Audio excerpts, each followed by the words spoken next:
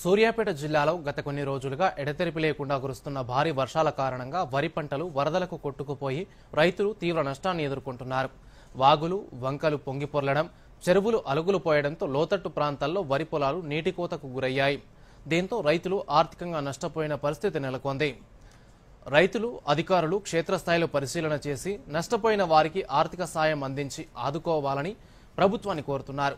రైతులు ఐలయ్య, మహిళా రైతు ఉమా, భాస్కర్ రెడ్డి, రమేష్ మాట్లాడుతూ ఎకరానికి 20,000 రూపాయలు పెట్టుబడి పెట్టి పంట వేసినా వర్షాల కారణంగా నష్టపోయామని ప్రభుత్వం తమను ఆదుకోవాలని వేడుకున్నారు.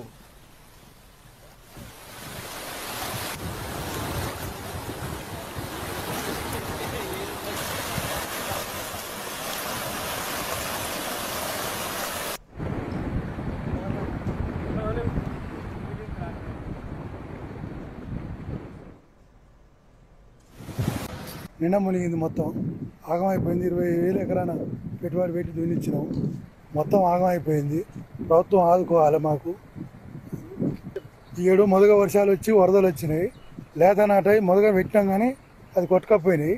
ఎకరం 20,000 అమ్మటి పెట్టుబడి పెట్టి కౌలు తీసుకొని పెట్టినాము, అంతా పోయింది, అంతా ఆగమైపోయింది. మీరు గవర్నమెంట్ ఆదుకోవాలని కోరుకుంటున్నాం. 4 ఎకరాలు నాటు పెట్టిన వరద వచ్చి అంతా కొట్టుకపోయింది. ప్రభుత్వం మాకు ఏదైనా సాయం చేయాలని ప్రభుత్వాన్ని కోరుకుంటున్నాం. ముంజేత నీళ్ళు వచ్చినాయి, మొత్తం కొట్టుకపోయింది. ఎకరానికి 20,000 పెట్టుబడి పెట్టినాం, ఏది ఇవ్వట్లేరు. అది గవర్నమెంట్కు విజ్ఞప్తి చేస్తాను, మాకు పెట్టుబడి మనం సాయం చేయాలని కోరుకుంటున్నాం. ఈ వరద వల్ల 10 ఎకరాల దాకా పెట్టినామండి. మేము 10 ఎకరాలు పెట్టి 20,000 ఎకరానికి పెట్టుబడి పెట్టి అంతా ఇట్లా వాటర్లో పోయింది. ప్రభుత్వం మమ్మల్ని ఆదుకోవాలని కోరుకుంటున్నామండి. ఇప్పుడు తెచ్చి ఎకరాన్ని 20,000 అన్నట్టు పెట్టుబడి పెట్టినామండి.